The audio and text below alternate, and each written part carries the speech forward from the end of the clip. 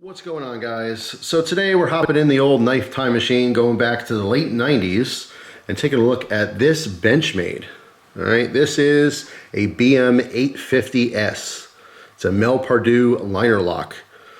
Cool little blast in the past. Got this one in a trade. You can see this one is combo edge. All right, the bolsters on here are titanium. All right, very interesting look. They call this the spectrum anodization process. All right, so if we get the light right, you can see it almost looks kind of like Damascus.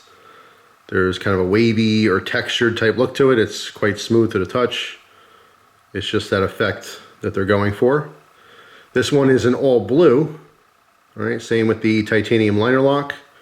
All right, which is a very good, strong lockup. There's no blade play in this.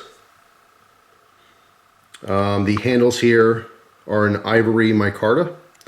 Very nice, obviously mimicking an ivory type color. But pretty simple knife. I mean, it's just a little titanium liner lock. All right, we have flat ground blade, spear point shape. Obviously this one's combo edge. All right, here's a zoomed in shot so we can see these markings. The Benchmade Balisongs logo, Benchmade USA underneath it. This particular one has two little marks right there and kind of hard to see. Oh, there it is, underneath the thumb stud. Again, just a little bit of blade staining. I could work on that and get those out, but right now it's just getting the knife as is. All right, you can see the thumb stud, just single-sided. It's smooth, no jimping or anything on there. A little design on the top, but doesn't really help much with grip or anything. On the back, Mel Pardue design, and it's a pretty simple knife. Like I said, just a titanium liner lock. Does lock up very nicely. All right, very strong, very simple. You know, handle shape, no crazy finger trolls or anything. You know, it's comfortable in pretty much anyone's hands. Everything's nice and smooth as well. There's no jimping anywhere. Just a little cutout here on the top bolster to access that titanium liner. And as you can hear, kind of pops. Just a pretty cool blast in the past. It's kind of medium sized here. Blade is 2.8 inches long. All right, closed, 3.9 inches.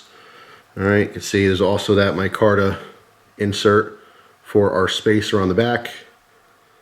All right, pretty interesting. I think it's the only knife I've ever had this ivory micarta. All right, if you didn't tell me it was micarta, I would think it was bone or something. There's a really, really interesting look to it.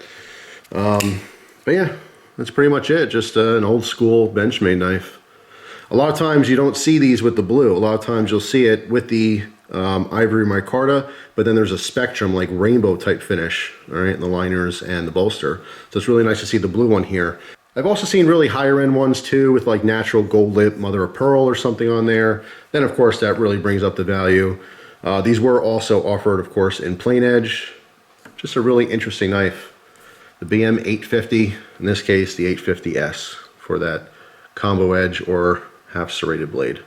So anyway, just kind of an overview of it. If you've never seen the knife before, it's a very cool blast in the past. I don't know if I mentioned it, the blade is an ATS 34, which is equivalent to a 154 CM. You know, if you're familiar with 154, works pretty much the same way.